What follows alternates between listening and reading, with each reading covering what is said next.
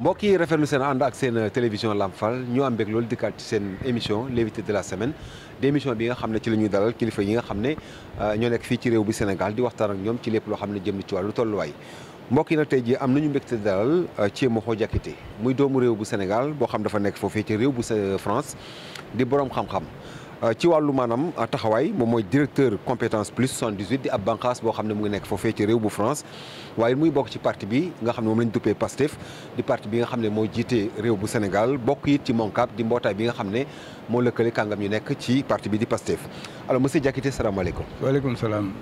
voilà la nuyu. voilà monsieur Diakité d'abord fi ñu koy dooree mooy yàlla dogal na ni ma ko waxee léegi. donc doomu réew bu nekk ca France nga. Sénégal nga fekk baax dem ca France. d'abord la différence un peu entre borom xam-xam yi nga xam ne souvent dañuy fekk baax ci réew di dem ci yeneen xam-xam kooku laaj la bu may laaj souvent nu muy demee noonu. nga ni nga répété borom xam-xam boo xam ne day bàyyi réewam. waaw dem ci beneen réew. waaw souvent loolu lu koy waral. waaw xam nga man ci sama cas par exemple man dama demoon foofu comme étudiant. ok voilà 1976. ok donc temps yooyu sax amul woon visa. ok autorisation d'entrée rek la. ok da ngay am autorisation d'entrée rek boo ko amee rek. après ñu jox la kii nga jël sa passeport. nga dem. ok nga jël sa billet dem. kon loolu yàgg na. loolu yàgg na 76. waay waay loolu yàgg na. xam nga loolu tey voilà. loolu yàgg na. voilà te j'en profite d'ailleurs pour nuyu sama benn pape. waaw ñu ngi koy wax Khoureychi Thiam. waaw Khoureychi Thiam sama moromu papa la. ku baax ndeysaan. boobu temps mu ngi nekkoon conseiller technique. kii nu mu tuddati enseignement supérieur. ok dama ñëw rek fekk ko foofu. mu ne ma ne ko waaw man dama bëgg a dem kii mu ne da ngay bëgg a dem ma te indi sa këyit mu defaral ma sur place autorisation de sortie bi. waaw après ma jël passeport rek. ma dem sœur voilà jërëjëf. c'était comme ça alors voilà léegi ñu dugg ci wàllu waxtaan bi. waaw alors monsieur Diakité yenn ci ay gëstu yoo xam ne jot nañ ko def am nga tuuti jaar-jaar en tout cas ci wàllu presse. ku ne xam na ni que avec les nouvelles autorités am na benn liggéey boo xam ne jot nañ koo liggéey fan yële passé muy maanaam un peu reconnaissance ci yenn médias yi nga xam ne ñoo nekk ci réew bi Sénégal d'autant plus que ñu bari ñu jàppoon dañoo bari 600 et quelques médias la woon ñu retrouvé wu avec 200 et quelques médias. d'abord noo jàngatee un peu une telle initiative. non xam nga affaire médias yi ak ministère de la communication. dama ci depuis longtemps samedi passé sax. laajoon nañ posé nañ ma ci question ci yooyu. ma ni leen yooyu du ma ci tënk. parce que yëf la boo xam ne amuma ci maîtrise. dama ko dégg nii rek. comme tout le monde. comme tous les Sénégalais. mais li ma jàpp man. mooy normalement émission comment dire média. boo ko kiiyee nu mu tuddati boo ko voilà boo ko taxawalee bu ñu leen ne na nga indi ay document wala ay administration ay kayitu administratif yoo xam ne qui prouve pour qu'on puisse te valider. je crois que yooyu jarul wax. jarul coow. bon li ci nekk honnêtement. mënuma ci wax dara. mais la ngay répondre mais la ngay répondre par exemple ñenn ñoo xam ne dañu jàpp ni peut-être que les nouvelles autorités parti bi nga bokk maanaam la majeure wala boog y a une presse bu leen neexul. waaw mais xam nga on peut pas confondre le parti avec un ministre parce que je vais te donner un exemple. Tu viens dans un supermarché nga fekk supermarché bi amul produit yi nga bëgg ci biir kii bi rayon yi nga ñëw rek. nga gëdd caissière bi. yooyu normalul caissière bi deful dara. xam nga patron bi moom lay kiyeel foofu la liggéeyal donc kooku nga war a attaquer normalement. yëf yi nañu waxante dégg. Il y a le PASTEF. il y a le ministre de la communication ça n'a rien à voir. C'est un membre de la communauté du PASTEF. Mais pas aussi le projet a été porté par un parti qui s'appelle PASTEF. Oui, tout à fait. Oui. Mais le projet peut être porté par un parti alors que les éléments, les composants du parti ne sont pas forcément en phase avec le projet. Xam nga ku nekk ak sa interprétation, ak sa tempérament. Dafa mel ni, je te dis encore une fois, c'est pas compliqué. La conduite d'une classe, ça va avec la personnalité de l'individu. Le programme d'enseignement peut être posé par le ministère mais yow ni nga koy doxalee ci sa biir classe kooku yow yaa xam Le ministre de la Communication, encore une fois, ne peut pas être comment dire, assimilé au PASTEF. Ses manquements ou ses réussites sont à rattacher à sa propre personne. Mais si je comprends bien, monsieur Diakité, la façon dont vous parlez, c'est comme si on dirait que vous acceptez que le ministre a échoué. Pas du tout. Pas du tout. C'est plus compliqué que ça. Moi, au jour d'aujourd'hui, encore une fois, je n'ai pas assez d'éléments circonstanciés pour ni la war a kii doxale dama ko dégg rek comme ñu bëri comme Sénégalais yu bëri mais je ne suis pas au cœur de l'affaire et on ne m'a pas rendu compte non plus des résultats. J'ai juste entendu qu'il y avait 600 et quelques et après bon après tri il y a eu très peu. Bon léegi nag man yooyu je n'ai pas d'éléments. C'est compliqué. C'est vrai, oui. Pour juger, il faut... En plus, moi, je suis, comme tu dis, je suis jugé parti. C'est pas bon. Tu vois Le mieux, en tout cas, la personne la plus indiquée, c'est un membre de son cabinet, ou bien le ministre lui-même, qui pourrait répondre à ces manquements. Parce que, voilà, mais sans transition, nous allons dire patch. Nous allons dire le Cour des comptes. Rapport. Nous sommes dans cette semaine, rapport bi amna lu ci jot a génn mu nekk benn boom en tout cas ci média bi. Ñenn ñi ont utilisé le mot carnage financier. Ñenn ñi ont utilisé le mot donc détournement de fonds de deniers publics. C'est ça. D'abord, comment ça t'a fait bi nga déggee wala boog bi nga gisee contenu rapport bi?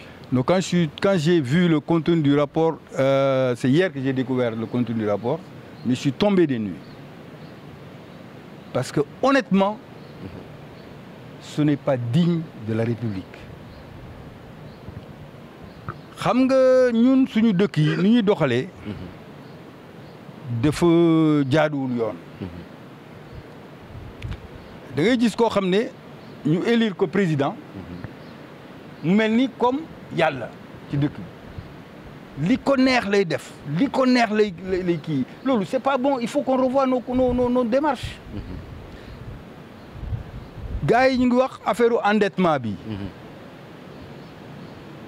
Ñu ngi wax affaire kii nu mu traité comment dirais-je là déficit budgétaire bi. Ñu ngi wax affaire mais il y a plein de problèmes. Mais tout ça, tout le monde en parle. Mais jusqu'ici, ce qu'il faut, à mon avis, c'est mettre tout ça dans un contexte pour xam lu xew. Qu'est-ce qui a amené tout ça? C'est ça qui est le plus important. Parce que léegi moom kii na tas nañu affaire bi ci dëkk bi ñëpp xam nañu lu xew. Tu vois, parce que boo demee dans les réseaux sociaux fu nekk ñu ngi koy coow. Mais pourquoi tout ça? C'est ça qui m'intéresse. C'est-à-dire que un peu c'est l'attitude d'un chercheur.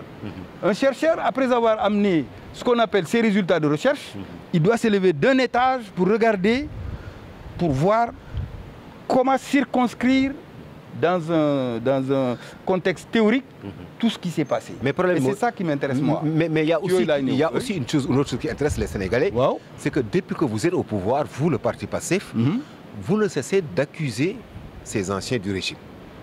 On voit avant rapport, on a vu tellement de sorties par Tien. Ils accusent. Et jusqu'à présent, les accusations continuent. Oui. Et que jusqu'à présent aussi, il n'y a pas encore de suite. Quand je dis il n'y a pas encore de suite, moi, il y a une sanction quand même au Sénégalais. C'est ça. Mais c'est la preuve que nous sommes des démocrates. Vous savez, fast track que l'ancien régime a mis en place. Mais c'est pour c'est tout. Mais nous, on fait tout vraiment dans les règles de l'art. Nous mettons les procédures qu'il faut pour que les choses aillent jusqu'au bout, à leur terme, sans qu'on puisse nous accuser. Les accusations ne manqueront pas. Ça, faut pas, c'est même pas la peine de chercher le midi à 14h. Il faut s'attendre à ça.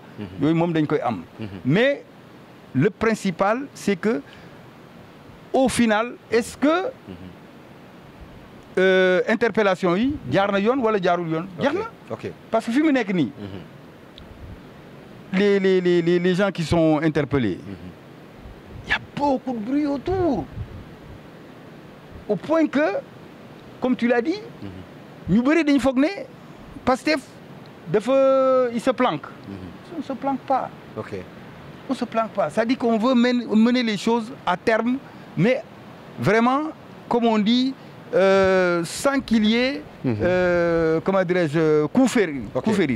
Mais aussi, M. Diakité, le temps passe. Le temps passe. C'est vrai. Et qu'il y a d'autres priorités aussi. On va être là aussi à vraiment créer une lenteur judiciaire. Bon, aussi, n'oubliez pas aussi que vous n'avez que 5 ans pour le premier mandat. Et que le temps passe vite. Est-ce que vous ne croyez pas aussi il est beau quand même d'accélérer un peu les dossiers? Les dossiers seront accélérés à leur rythme.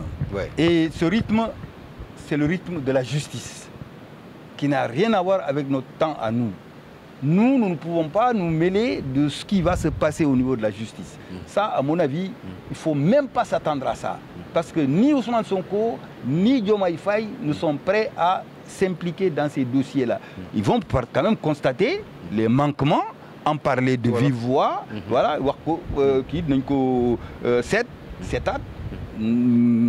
comment dire, avertir waa dëkk bi ne leen lii moo xew. d'ailleurs Diomaye waxoon na ko mu ni suñu marge de manœuvre amatuñu ko ñuy wax loolu Cour des comptes ñëw confirmer ko. Ousmane Sonko waxoon na ne yëf yi dañ ko maquiller chiffres yi dañ ko maquiller. Cour des comptes ñëw na confirmer ko. Ah. Mais alors, quelle sera la suite? Quelle sera la suite? La suite, elle sera judiciaire et elle sera implacable. Vous croyez, ça dit que je crois qu'il faut laisser le temps au temps. C'est vrai que c'est quelquefois difficile à attendre, l'attente est longue. Les gens sont impatients, il y a des difficultés économiques, il y a tout ça. C'est vrai. Mais n'oublions pas que si nous faisons la même chose que le précédent, oui, c'est vrai, je suis entièrement d'accord. Même chose que je suis d'accord. Comme le président, est-ce qu'il ne serait pas mieux quand même que vos autorités n'opient? Parce que souvent, pourquoi avoir le moyen? Il n'y a pas encore acte, mais il y a trop de trop de menaces, mais il n'y a toujours pas de décision finale. Oui, d'accord dans le temps, mais comme que le temps est respecté, est-ce que que vos autorités doivent aussi se taire? Se taire, c'est à double tranchant cette affaire. Bon,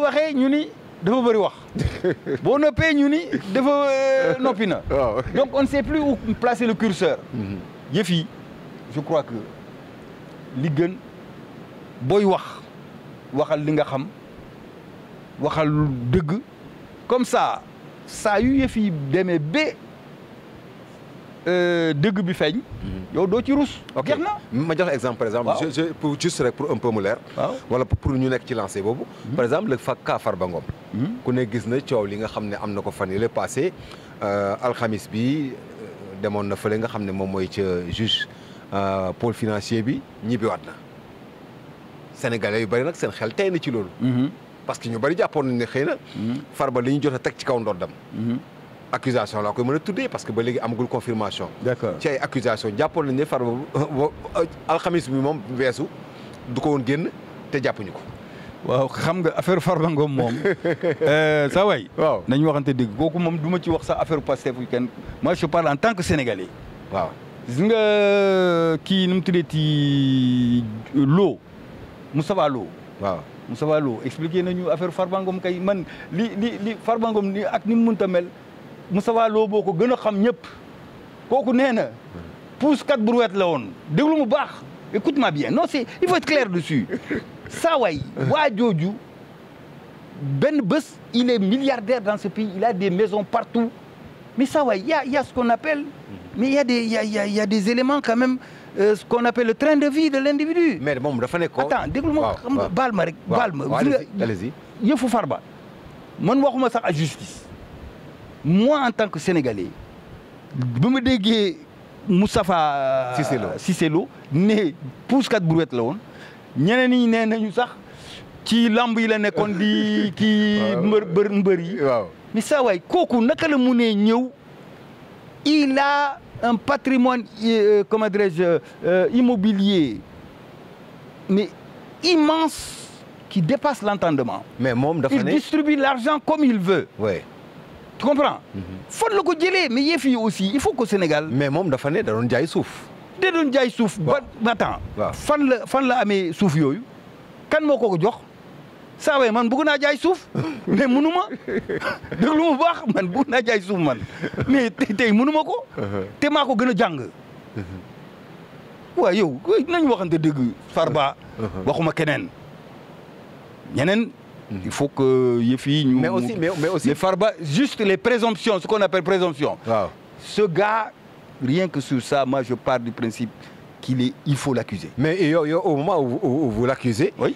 d'autres Sénégalais ñu ngi regroupé wu comme des soutiens. oui pour Farba. mais c'est normal. oui mais xam nga Farba li nga xamul. waaw ni Farba il distribue de l'argent. mais Farba li mu am comme cri est-ce que tu sais que seen dëkk boobu yu ñuy wax Agnam. C'est pas un village c'est les Agnam. oui. c'est plusieurs communautés mais dañu bëri saa waay Farba boo ko laalee tey ah.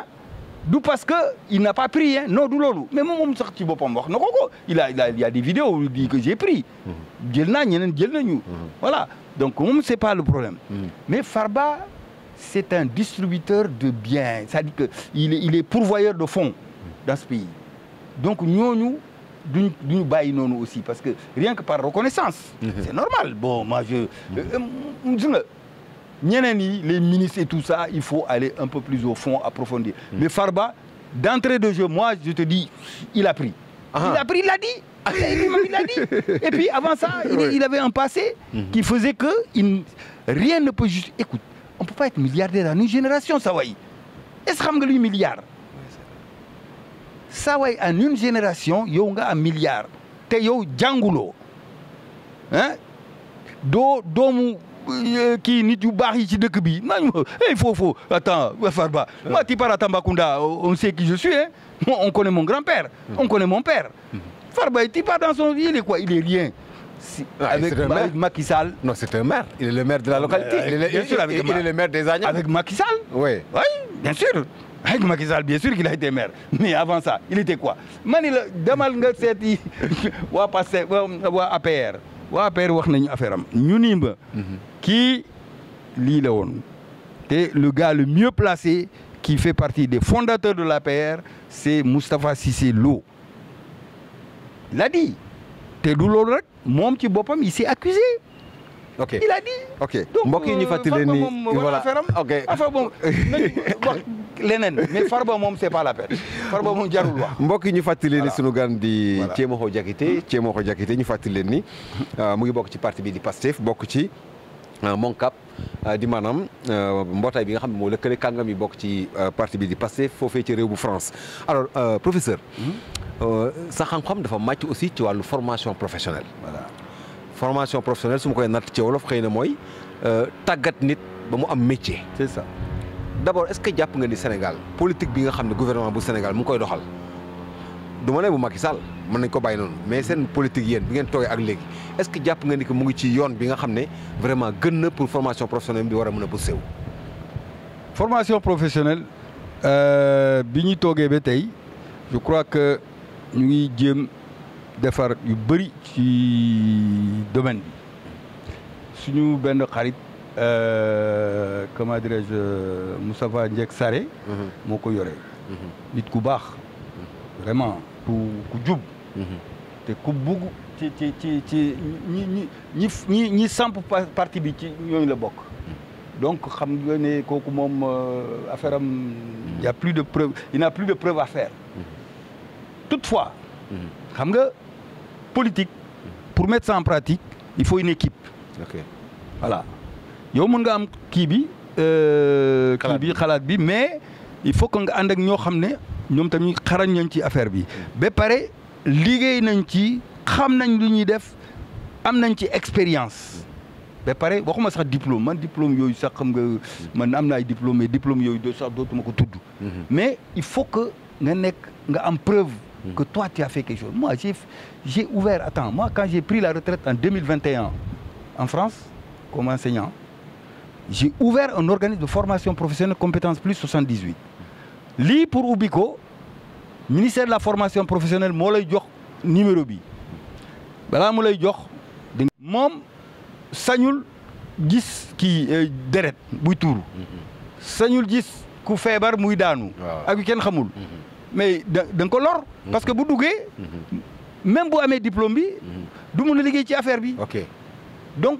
yooyu dañ ko war a seet bu baax a baax c'est ce qu'on appelle la qualification ça précède même le titre de formation le diplôme d'infirmier là ça c'est après mais la politique même de l'État justement c'est ce que je suis en train de te dire on est en train de faire énormément de choses à travers notre ami et vraiment ministre Sarré qui fait du bon boulot. Mais il y a un problème de suivi qui se pose souvent. Oui. Souvent, par exemple, je donne un peu l'exemple du cas du régime de Macky Sall. Wow. On avait tendance à former des jeunes, mais le suivi posait problème. Oui. On formait des jeunes, mais après, pour dem liguer, ça posait problème. Wow. Est-ce qu'il y a aussi dans notre pays aujourd'hui, on ne peut pas former des jeunes sans aussi qu'il y ait quand même insertion boo xam ne dina permettre à ce que ñu mën a liggéey. mais loolu laa la wax xam nga loolu laa la wax ma ne la il faut d'abord qualification avant le titre. gis nga suñu dëkk bi aussi il faut dire la vérité le Sénégalais n'est pas travailleur. On a horreur du travail. Nous sommes partisans du moindre effort. Tout le monde veut l'argent, mais l'argent facile. Il faut qu'on se dise la vérité. nit yi beaucoup ñu liggéey. balaa nga koy xam mais fii ngay gis le gars il tue son père, sa mère, ses sœurs, tout le monde pour avoir des congés. C'est pas possible. Il faut qu'on arrête. Hein? Nit ki, il faut qu'on réglemente tout ça. Hein? Mais même si nous avons un diplôme, même si nous avons un liggéey, gars yi duñ dem. Pourquoi? Mais parce qu'ils sont fainéants. Ça dit qu'on vit dans une communauté, on vit dans un système trop communautaire. Ça dit que salaire bi fii ci dëkk bi nga xam ko nga bañ ko xam ce n'est pas pour une personne. Toi tu travailles, il y a 100 personnes qui vivent sur ton dos. Ouais, mais c'est pourquoi les gens ne réussissent pas. Et c'est pourquoi aussi il y a le détournement. Gars yi, il faut loo def. Tu peux faire tous les efforts du monde. Boo moytuwulee boo jëlee retraite doo am kër. Tout à fait. Loolu c'est à cause de notre système de vie. Système de vie, oui. Donc il faut oser ne pas avoir une bonne autorité, mais yow nga doxal sa doxal. Comme ça nga mën a réussir. Tu fais réussir une partie. Mais sinon, sinon ça même. Mais aujourd'hui avec cette jeunesse actuelle, souvent on dit souvent aux jeunes restez au Sénégal, vous allez travailler, restez au Sénégal, vous allez réussir. Mais est-ce que jàpp nga ni avec par exemple cette politique de jeunesse formation professionnelle mën na doon benn impact boo xam ne mën na rehausser quand même l'espoir de cette jeunesse? Mais c'est ce que j'ai dit à ma dernière émission. Je disais que la formation professionnelle c'est la mère des réformes. C'est par ça qu'il faut commencer. Parce que tant qu'on ne mettra pas chaussures aux pieds aux jeunes, on ne sera pas crédible. Leur donner de l'argent, ça ne sert pas à grand-chose. Parce que tu vas leur donner de l'argent, ils vont utiliser ça à d'autres fins. Par contre, quand la personne est bien formée, un bon menuisier, un bon carreleur, un bon maçon, mais bu amee xaalis matériel lay bëgg ci loolu lay xalaat balaa muy dugg ci yeneen, tu comprends? Pour gën a am marché. Mais bu ñu bàyyee formation bi rek bu formation bi bu amul doole rek du baax. Te on a un problème dans ce pays nañu waxante dëgg. Xam nga lan la? On a créé beaucoup d'organismes. Fii Dakar par exemple boo demee. fu nekk foo dem y a des écoles partout. Il y en a plein. Mais yooyu on n'a aucune preuve que les gens qui ont ouvert ces écoles sont habilités à le faire. Moi je vais même te dire quelque chose. Moi on m'a approché, quelqu'un m'a approché mu ni ma naa ko abal sama diplôme mu ubbi école. Suñ ma ko defee def nañ ko ñeneen. Oui, ça c'est vrai. Kooku c'est pas normal. C'est pas normal.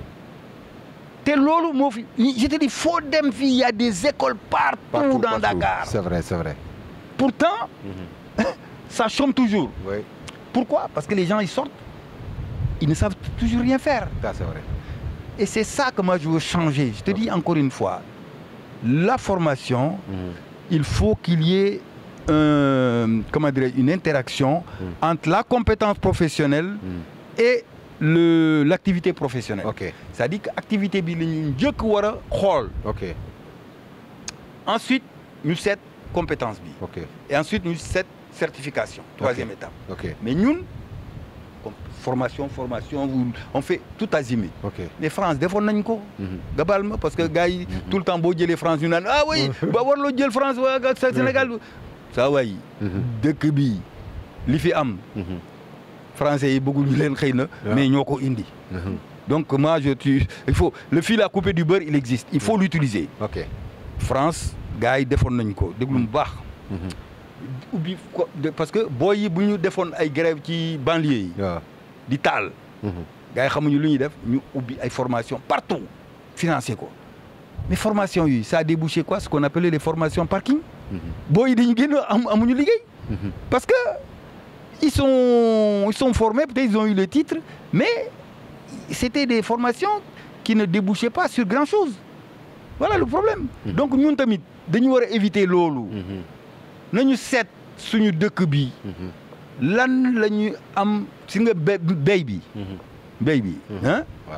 Ça c'est vraiment essentiel. napp bi. c'est très important. Tu comprends hein sàmm bi. yooyu formation yooyu buñ ci defee buñ ci kii góorgóorlu la. xëy na. Voilà. Nañu mën a avancer. Voilà, c'est ça, oui. Voilà. Tout à fait. Voilà, c'est ça. C'est mon idée. Voilà, li ñu des ci waxtu bariwul mais avant ñu tëj émission bi am na benn kii boo xam ne bëggoon naa la ko laaj parce que yaa ngi bokk ci MONCAP di mbootaay bi nga xam ne moo lëkkale kàngami maanaam cadre yi nga xam ne ñoo bokk ci parti bii di PASTEF. Mais souvent yéen waa MONCAP du ngeen di dégg de. waaw xam nga MONCAP parce que pour te rafraîchir un peu la mémoire. Au temps de Macky Sall donc dégg cercle des intellectuels nangam extra mais avec vous on ne vous entend pas. Souvent c'est les Sonko souvent il y a un groupe quand même souvent boo xam ne ñoom la ñu dégg. C'est vrai nous sommes à fond.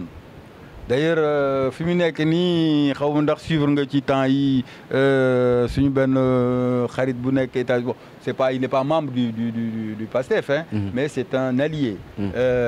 Ousmane Tounkara. waaw Tounkara wax voilà fu mu nekk mu naan vraiment États-Unis c'est vraiment la pagaille actuellement. Gars yi ils sont révoltés. En France aussi il paraît que ça fait beaucoup de bruit. Mais ça vient du fait que ñun ñoo réellement nañu waxante dëgg. On a beaucoup travaillé les autres parce que moi je te dis encore une fois moi je n'avais pas beaucoup de temps xam nga bu ma ubbee sama organisme de formation j'étais à la fois dans l'administratif et dans le pédagogique. Donc c'était très difficile pour moi de me détacher. En plus j'ai un petit-fils, excuse-moi je le dis, j'ai un petit-fils qui est candidat au brevet d'études là cette année en France. Donc sama sët voilà donc yooyu. booy bi politique. ah booy bi aw ma jot pour politique. Par contre sama jabar. kooku moom. tous les week-ends elle était dans les marches. ak sama doom yi voilà man je reçois les petits enfants. Et je reçois aussi les gens que je forme. Donc je n'ai pas beaucoup de temps. Mais nañu waxante dëgg kii MONCAP. PASTEF. góorgóorlu ñoom ils ont fait beaucoup de choses en France. Mais quand le pouvoir est arrivé. Mais yëf yi joxuñu leen seen gëdd. on les a mis au sous-sol. Comprendre nga. dañ leen fàtte. bon fàttewuñu leen mais disons que. gëdd bi daal ñëw voilà yëf yi demeewul ni mu war a demee joxuñu leen seen gëdd. voilà rek joxuñu leen seen gëdd quoi. voilà loolu mooy dëgg. waaw mais est-ce que loolu da ngeen continuer tamit yëpp parce que ak xeex bi ngeen xeex yëpp. moi je te dis ni nga ko posé tu fais bien de poser le problème. Je suis très inquiet sur la suite parce que. Je te prends un exemple. Gis nga man 2022. daje nag Samba Ndiaye. Montparnasse. ci benn restaurant. guddi. ma ñëw ci restaurant bi. xam nga ñaari sénégalais bu ñu rencontré nii dañuy kii. waxtaan et puis bon voilà. Alors quand j'ai approché, enfin je l'ai vu, bon il m'a salué, on s'est salué, et puis bon on a discuté. Sur une table yi sorewul woon. Après d'ailleurs on a rapproché les tables, ñu échangé. Mais Samba Ndiaye à l'époque il était directeur des grands trains. Ouais. Il n'était pas tendre avec nous, Pastef. waa jooju ma gis ko ñu bombardé ko kii nu mu traité directeur PCA SNHLM. mais kooku wóor na ma ne daf may fontoon nee na mais sama ko il se fout de moi il sait pas par où mais yooyu c'est pas normal yooyu normalul. balaa loolu. au mois août-septembre 2024. fekk naa ko kii Scat Urbam. moom ak Mimi Touré ñu ngi doon ci benn réunion ci kii. yàggul sax ñu bombardé ko moo tax gars yi bu ñu coowee ma ne la yéen vous là je crois que c'est nous qui sommes les dindons de la farce. non il y a une réalité sur laquelle on est en train de jouer mais gars yi ñu ngi ils tissent leur toile. Ok. Parce que des gens comme ça il y a pas que lui. Il y a beaucoup de gens qui sont actuellement... Mais est-ce que tu ne crois pas aussi qu'ils sont au service de l'État? Non, c'est normal. D'ailleurs, moi, je l'ai tout le temps dit. Qui n'a rien à voir avec le parti Pastef. Oui, exactement. Ouais, c'est ça. Tant que tu es sénégalais, tu peux faire le travail. Voilà, c'est ça. On doit te mettre au pouvoir. Mais aussi, évitons de mettre nos ennemis jurés. Des gens qui se sont démarqués de leur qualité professionnelle et qui ont trempé dans l'arène politique. Voilà. ñooñu. on ne doit pas les prendre. C'est ça. Mais un cadre sénégalais, il faut le prendre.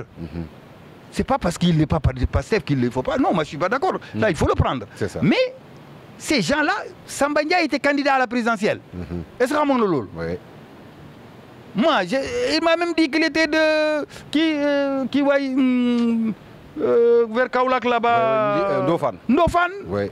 Ndofane, l'ancien ministre de Mamadou Diala, qui était, il paraissait un de ses parents. Je sais pas moi, Ndiaye, comment il s'appelle là, le ministre de Mamadou Diala. Voilà. Tout à fait. On a beaucoup échangé.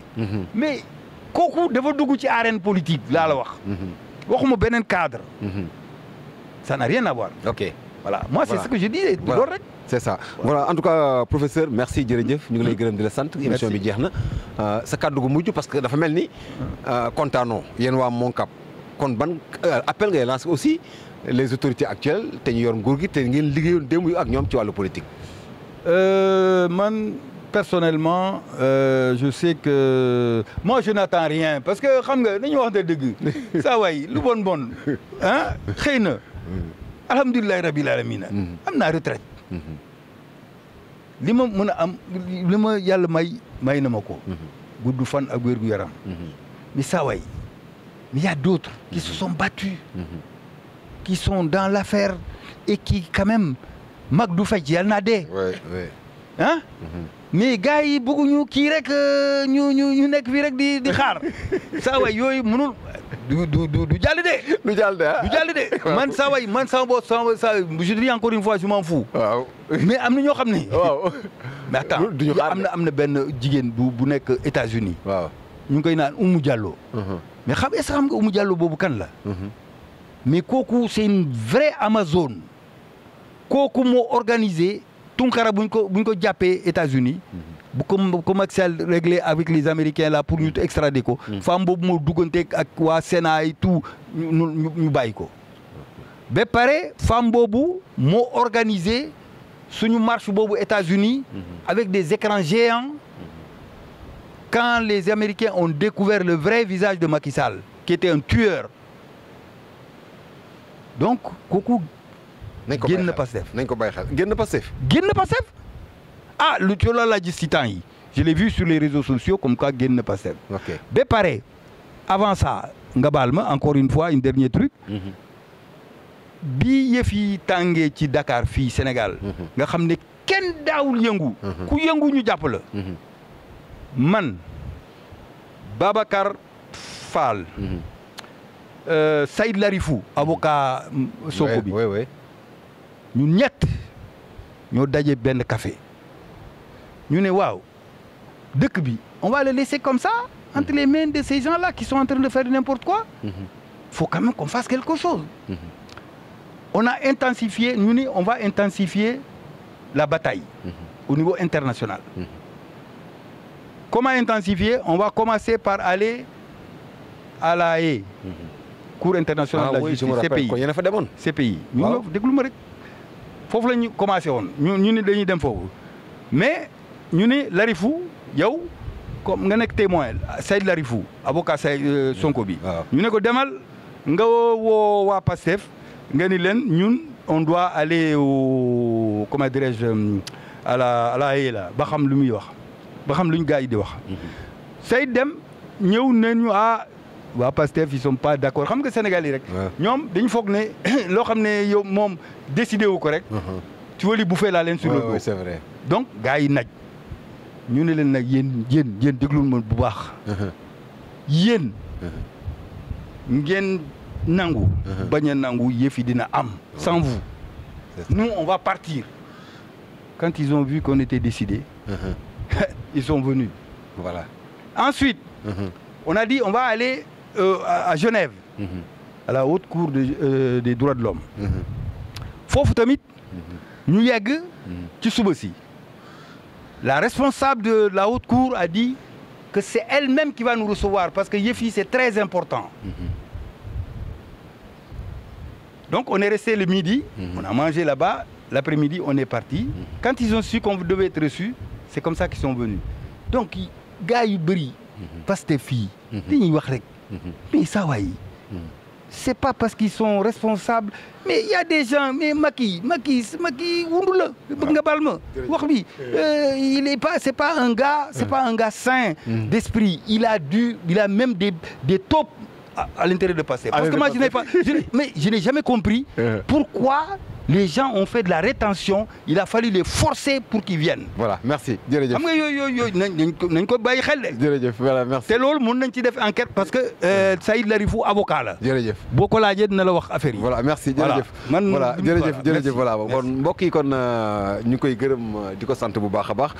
sunu gan nekkoon professeur Thiemokho Diakhaté nekk professeur bu nekk foofee ci réew bu France bokk it ci Pastef bu France waaye it bokk ci Moncap bu France di maanaam mbootaay bi nga xam moo lëkkale cadre yi nekk foofee ca France bokk ci parti bi di Pastef ñu koy gërëm di ko sant c'est l'invité de la semaine ci beneen numéro jërë ngeen jëf wa salaam.